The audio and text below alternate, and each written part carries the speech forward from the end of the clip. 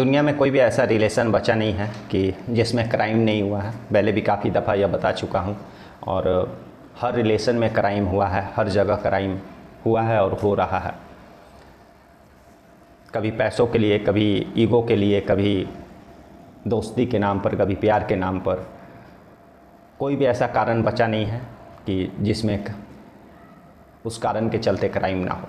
नमस्कार, मैं हरेंद्र और आज हम लोग इस क्राइम स्टोरीज़ में ऐसे ही एक क्राइम स्टोरी सुनेंगे जो इसी पिछले महीने की है, जिसमें एक पढ़ी लिखी बहू ने अपने ही ससुर का कत्ल का जो है प्लानिंग कर दी।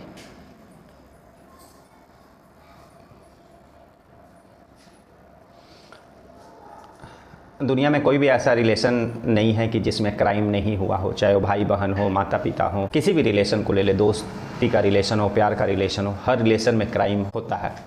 और कोई भी ऐसा कारण नहीं है जिस कारण से क्राइम ना हुआ हो, चाहे वो नफरत हो, प्यार हो, पैसा के लिए हो, ज़मीन के लिए हो, हर कारण है के लिए क्राइम होता रहा है।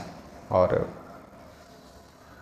बहुत सारे लोग बोलते हैं कि जो अनपढ़ लोग रहते हैं वो ज़्यादा क्राइम करते हैं, जो पढ़े लिखे लोग रहते हैं वो क्राइम नहीं करते। ऐसा बात नहीं है। जब किसी के माइंड में क्राइम करने का, जब बदला लेने का या फिर ईगो पर जब कोई बात आ जाता है तो मतलब उस पर जब वो क्राइम हावी हो जाता है तो वह क्राइम कर बैठता है। उस समय ना ही चाहे वह पढ़ा लिखा इंसान हो या फिर अनपढ़ गंवार इंसान हो, वह उस क्राइम को अंजाम देता है और उस क्राइम के दस्तक को वह सुन नहीं पाता है।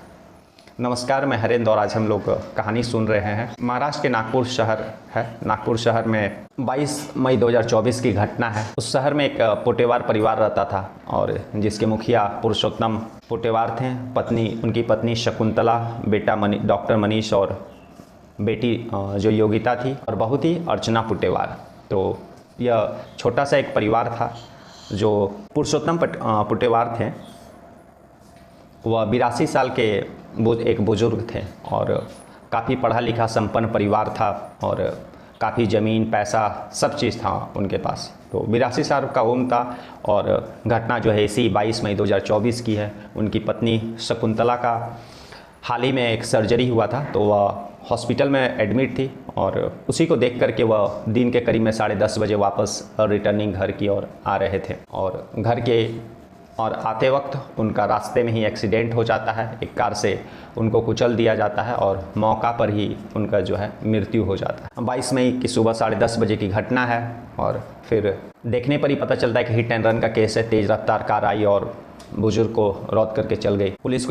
स्थानीय लोगों ने पुलिस को इन्फॉर्म किया और पुलिस को इन्फॉर्म करने के बाद जब पुलिस आई और जब मौका वारदात पर पहुंची तो वह लाश के जो पैकेट में या फिर जो उनके साथ दस्तावेज थे उसके आधार पर उनका एड्रेस का पता किया गया और फिर उनके बेटे को और बेटी को इन्फॉर्म किया गया। उनकी जो बहू है उनको भी इन्फॉर्म किया गया। उसके बाद फिर पुलिस शव को पोस्टमार्टम के लिए भेज देती है और पोस्टमार्टम में भी यही पता चलता है कि जो है कार के जोरदार टक्कर से पुरुषोत्तम पोटेवार की मृत्यु हो गई है। पुलिस जो इसको समान हिट एंड रन केस दर्ज करके केस को जो ड्राइवर रहता है उसका पता करती है और फिर पता करने के बाद उसको गिरफ्तार भी करती है और उसको जेल भी भेजने का जो प्रोसेस रहता है, सामान्य धारा लगा करके उसको जेल भेजती है, क्योंकि यह नॉर्मल एक्सीडेंट का केस रहता है। और शव को जो है पुटेवार के फैमिली को, उनके बेटे को सौंप दिया जाता है अंतिम संस्कार के लिए। अंतिम संस्कार इधर हो जाता है, लेकिन जो पुरुषोत्तम पोटेवार थे उनके एक भाई थे। जब सारा क्रियाक्रम हो जाता है तो उनके मन में एक शुरू से डाउट था और डाउट होने का रीज़न भी था क्योंकि इन लोगों के घर में काफ़ी दिनों से ज़मीन जायदाद को लेकर के आपसी तनाव चल रहा था। तो उनको कहीं ना कहीं ऐसा डाउट हो रहा था कि पुरुषोत्तम पोटेवार का जो एक्सीडेंट हुआ है एक्सीडेंट नहीं है बल्कि एक हत्या है और इसको एक्सीडेंट दिखाने का कोशिश किया गया। क्रियाक्रम के कुछ दिनों के बाद जो है पुलिस स्टेशन जाते हैं जहां पर यह केस दर्ज हुआ था और वहां के आला अधिकारियों से यही दरख्वास्त करते हैं कि यह जो उनके भाई पुरुषोत्तम पोटेवार का जो एक्सीडेंट में मृत्यु हुआ है यह दरअसल एक्सीडेंट नहीं है। इसके पीछे उनको ऐसा लग रहा है कि कोई लंबी साजिश है, गहरी साजिश है और उसी साजिश के तहत इनका हत्या किया गया है और इसको हिट एंड रन का केस दिखाने का कोशिश किया गया। पुलिस ने भी उनके इस बात को सीरियसली लिया और सीरियसली लेने का पीछे का कारण भी था। फिर वो सारा बात पुलिस को बताया कि इन लोगों के घर में ज़मीन जायदाद को लेकर के आपसी तनाव चल रहा था। पुलिस को भी पुलिस भी बोली यार चलो एक बार चेक करने में क्या है, जब अगर सामने से आकर के बोल रहा और उनका इतना पढ़ा लिखा परिवार, जो बेटा था उनका मनीष वह डॉक्टर था, बहू जो थी वह सरकारी फर्स्ट लेवल ऑफिसर थी और एक बेटी भी थी, तो एक अच्छा परिवार, करोड़ों का संपत्ति। तो पुलिस को भी एक बार पुलिस ने भी यह सोचा कि एक बार चांस लेना चाहिए, एक बार जो है देखना चाहिए। तब फिर पुलिस जो है जहाँ पर एक्सीडेंट हुआ था उस जगह का जो है सीसीटीवी खंगालती है, और जब उस जगह का सीसीटीवी खंगालती है और साथ ही साथ जो पुरुषोत्तम पुटवार थे उनके घर के बारे में आस पड़ोस के लोगों से, उनके रिलेशन के लोगों से पूछताछ करती है कि घर में किस तरह का माहौल था और किस तरह की फैमिली है। तो पुलिस को पूछताछ, पड़ोसियों से पूछताछ में भी उनके घर में अनबन और ज़मीन जायदाद को लेकर के जो लड़ाई झगड़ा होता था इसका जानकारी मिलता है। और साथ ही जब पुलिस मौका वारदात पर काफ़ी दूर तक जो सीसीटीवी फुटेज मिलता है 2-3 जगहों पर, तो पुलिस जब उस सीसीटीवी फुटेज को देखती है तो शुरू में तो यह नॉर्मल एक्सीडेंट का केस लगता है, लेकिन जब पुलिस ने जहाँ पर एक्सीडेंट हुआ तो उससे पीछे काफ़ी पीछे दूर तक जा कर के सीसीटीवी फुटेज निकाला। उस फुटेज को जब देखा तो पुलिस भी बहुत चक्के रह गई, क्योंकि जो कार ने पुरुषोत्तम पुटवार को हिट किया था वह कार काफ़ी देरी तक किसी का इंतज़ार कर रही थी, और जब समय हुआ तब फिर वह सही दिशा में आ रहे ही पुरुषोत्तम पुटवार को जानबूझकर उसको हिट करती है और रौंदते हुए वहाँ से आगे तेज़ी से भाग जाती है। पुलिस जब यह सीसीटीवी फुटेज में देखी तो वह भी उसके भी जो है पैरों तले ज़मीन खिसक गई। उसके बाद फिर पुलिस जिस कार ने एक्सीडेंट किया तो उस कार का पता पहले ही पुलिस ने लगा लिया था, उसको हिरासत में ले लिया था, और जिस व्यक्ति ने एक्सीडेंट किया तो पहले ही हिरासत में था, लेकिन वह मामूली धाराओं में था। पुलिस फिर उसको इंट्रोगेशन करती है और इस बार वह कड़ाई से पूछताछ करती है। और जिस ड्राइवर को पुलिस ने, जिस व्यक्ति को पुलिस ने हिरासत में लिया था वे 2-3 लोग थे। पहला था सार्थक बागड़े, जो पुरुषोत्तम बागेश्वर की जो बेटे थे मनीष, डॉक्टर मनीष, उनका ड्राइवर था, और सार्थक बागड़े का जो दोस्त थे सचिन धार्मिक और नीरज निंजे, तीनों लोगों को पुलिस उठाती है, पूछताछ करती है। और जब कड़ाई से पूछताछ करती है तो ये लोग नाम अर्चना पुटेवार का नाम लेते हैं। और फिर उसके बाद पुलिस जो है अर्चना पुटेवार से पूछताछ करती है। वह खुद जैसा कि आपको बताते चले कि अर्चना पुटेवार जो है क्लास 1 अफसर थी, और जो है महाराष्ट्र के ही नागपुर शहर में गढ़चिरौली ज़िले के प्लानिंग विभाग में एक आला अधिकारी थी। फिर पुलिस उससे पूछताछ करती है। जब कड़ाई से पूछताछ करती है तो वे लोग अपना जुर्म कबूल कर लेते हैं, और पुलिस को यह भी पता चलता है कि उस साजिश में अर्चना ही नहीं, मतलब पुरुषोत्तम पुटेवार की बहू ही नहीं बल्कि उसका भाई भी इन्वॉल्व है। यानी अर्चना पुटेवार का भाई, जिसका नाम था प्रशांत, वह भी इस योजना में शामिल है, और अर्चना पुटेवार और अपने भाई प्रशांत पुटेवार के साथ मिल करके इस पुरुषोत्तम पुटेवार का मर्डर करवाती है और एक्सीडेंट दिखाने का कोशिश करती है। पुलिस इन लोगों से जब कड़ाई से पूछताछ करती है तब सारा मामला सामने आता है। अर्चना पुटेवार अपना गुनाह कबूल करती है, और पुलिस जब यह पूछती है कि आखिर आप खुद इतना अच्छा सैलरी कमाते हैं, खुद एक फर्स्ट लेवल ऑफिसर है सरकारी विभाग में, आपके पति जो हैं डॉक्टर मनीष वो खुद डॉक्टर हैं, तो फिर आखिर आपको अपने ससुर का हत्या करने का पीछे क्या कारण है?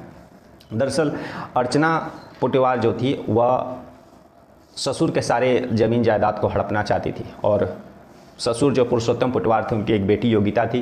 कुछ साल पहले योगिता के पति का दुर्घटना में मौत हो जाता है, तब वह योगिता अकेले हो जाती है। उसको अपने पालन पोषण के लिए जो है पिता पर डिपेंडेंट रहना पड़ता है, और पिता जो पुरुषोत्तम पुटवार के अलावा उसका कोई था भी नहीं, क्योंकि उसको भी ससुराल में जो है उसका हक नहीं मिलता है। इसके लिए भी पुरुषोत्तम पुटवार ने केस दाखिल कर रखा था कि उनके बेटी योगिता को जो ससुराल में अपने पति का हक दिया जाए, पति का जो ज़मीन जायदाद है उसमें हक दिया जाए। तो यह केस चल ही रहा था, लेकिन फिलहाल जो योगिता उनकी जो बेटी थी वह पूरे रूप से पुरुषोत्तम पुटवार पर थी। और पुरुषोत्तम पुटवार जो थे 82 साल के युवक, 82 साल के बुजुर्ग, वह चाहते थे कि उनका जो सारा संपत्ति है वह संपत्ति में योगिता को भी हिस्सा देना चाहते थे, ताकि उसका भी जीवन ठीक तरह से व्यतीत हो सके। लेकिन अर्चना पुटेवार जो उनकी बहू थी वह नहीं चाहती थी कि उनके जो ससुर है वह अपनी बेटी को अपने ज़मीन में अपने पैसे में हिस्सा दे। इसीलिए वह काफ़ी वर्षों से, बल्कि लगभग 2 साल से हत्या का प्लानिंग कर रही है। इसके पहले भी वह उन ड्राइवरों जो लोग अभी गिरफ्तार हुए, जो उनके हस्बैंड के ड्राइवर और जो हत्या करने के लिए हायर किए गए थे, उनको पहले भी इन्होंने हायर करके मारने का कोशिश करवाया था, लेकिन उस समय वह बच गए। उनके जो ससुर पुरुषोत्तम पुटवार थे वह बच गए थे, लेकिन इस बार इन्होंने किसी तरह से सोचा कि इस बार उनको इस दुनिया से दूर भेज देना है। इसलिए उन्होंने अर्चना पुटवार, अपना जो ड्राइवर सार्थक बागड़े है और सचिन धार्मिक, नीरज निमजे और उनका एक अर्चना पुटवार का एक असिस्टेंट भी थी पायल नागेश्वर, इन सब ने मिल करके प्लानिंग बनाया और इसके लिए 20 लाख रुपया भी उसने अपने ड्राइवर को दिया ताकि वह कार वगैरह एक सेकेंड हैंड अरेंज कर सके। और एक i20 कार उन्होंने ख़रीदा सेकेंड हैंड पुराना, ताकि किसी को शक नहीं हो एक्सीडेंट होने के बाद। और फिर उसी कार से इस सारे हत्या को अंजाम दिया गया और इस 20 लाख सुपारी देने में कुछ पैसा नगद दिया गया था और कुछ सोने और चांदी के जेवरात भी दिए गए थे। और सारा ये जो डील हुआ था 1 करोड़ में हुआ था कि काम हो जाने के बाद कुछ ही दिनों के बाद 1 करोड़ रुपया, और यहाँ तक कि उन लोगों को जो सचिन धार्मिक और नीरज निमजे हैं, इन लोगों को बियर बार का लाइसेंस और उसमें मदद करने का भी अर्चना पुटवार ने बात कहा था। और इस सारा प्लानिंग जो ये लोग मिल करके काफ़ी दिनों से करके रखे थे, 2-3 दफ़ा पहले भी कोशिश किए थे लेकिन नाकामयाब हो गए थे। लेकिन इन्होंने लास्ट यह प्लानिंग किया कि कार से इनकी हत्या करना है कुचल करके और उसको एक्सीडेंट दिखाना, और इसके लिए 20 लाख रुपया बतौर सुपारी भी उनकी पतो अर्चना पुटवार ने दे दी थी और सारा डील 1 करोड़ में हुआ था। इसलिए 22 मई 2024 का दिन चुना गया। कंटिन्यू जो है हत्यारे सार्थक बागड़े, सचिन धार्मिक और नीरज निमजे, ये जो अर्चना पुटवार से कांटेक्ट में बने हुए थे कि कब उनके ससुर हॉस्पिटल से निकल रहे हैं और कहाँ पर एक्सीडेंट करना है, सारा ये लोग मुआयना करके सारा प्लानिंग करके कि किसी भी तरह से पुलिस को यह शक नहीं हो कि यह हत्या का केस है, बल्कि सारे लोग यही समझे कि यह हिट एंड रन का केस है। इन्होंने काफ़ी बारीकी तरीके से अंजाम दिया। लेकिन पुरुषोत्तम पुटवार के भाई को शक हुआ क्योंकि पहले से ही घर में ज़मीन जायदाद को लेकर के तनाव चल रहा था और उन्होंने पुलिस को जा कर के यह इत्तला दी। उसके बाद पुलिस ने इन्वेस्टिगेशन किया, सीसीटीवी फुटेज देखा, तब जा कर के यह सारा चीज़ क्लियर हुआ कि यह एक्सीडेंट नहीं है बल्कि इसको हत्या किया गया है और एक्सीडेंट दिखाने का कोशिश किया गया है। पुलिस उन सभी लोगों को गिरफ्तार करके जेल भेजती है और जब कारण यही बताती है कि अर्चना पुटवार जो है अपने ससुर से गुस्सा थी, परेशान थी, और क्योंकि वो उनके ससुर जो है अपनी बेटी योगिता को भी अपने सारी ज़मीन जायदाद और पैसे में हिस्सा देना चाहते थे, जो कि अर्चना पुटवार नहीं चाहती थी। वे लोग अपने ससुर के पैसे और ज़मीन पर मॉल बनाना चाहते थे। वह और उसका जो भाई है प्रशांत पुटवार मिल करके लोग मॉल बनाना चाहते थे, लेकिन अगर वह हिस्सा दे देते अपने बेटी को तो इन लोगों का जो है उस प्लानिंग, जो मॉल बनाने का प्लानिंग था, उस पर पानी फिर जाता। इसलिए लोग काफ़ी दिनों से पुरुषोत्तम पुटवार को इस दुनिया से हटाने का कोशिश प्लानिंग करने लगे और अंत में 22 मई 2024 को कामयाब भी हो गए। और बताते चले कि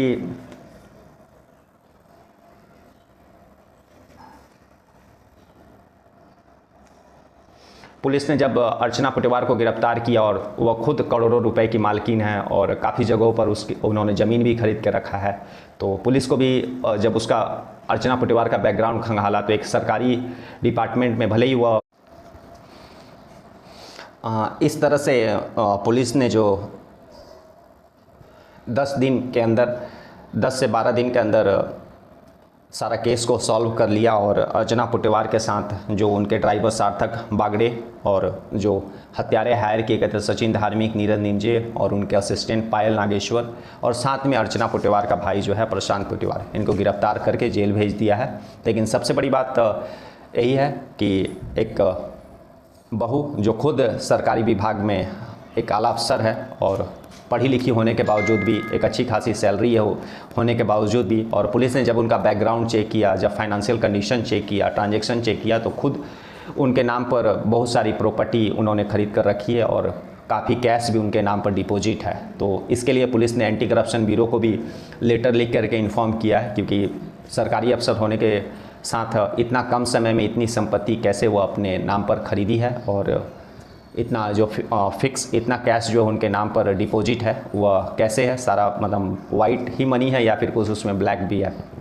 तो इसको पता करने के लिए पुलिस ने एंटी करप्शन ब्यूरो को भी लेटर लिखा है, नागपुर पुलिस ने। देखते आगे क्या इसका न्यूज़ आता है। लेकिन फ़िलहाल ये है कि एक पढ़ी लिखी बहू जो खुद एक आला अफसर थी और लेकिन कुछ पैसों की लालच के कारण वो अपने जो है ससुर की हत्या का साजिश रचती है और अपने ससुर का जो है हत्या करवा देती है।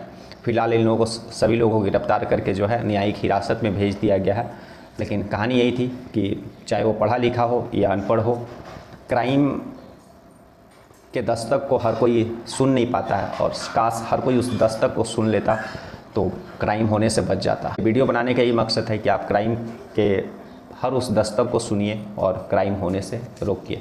कल हम लोग फिर ऐसे ही कहानी के साथ मिलेंगे, तब तक के लिए नमस्कार, जय हिंद, जय भारत।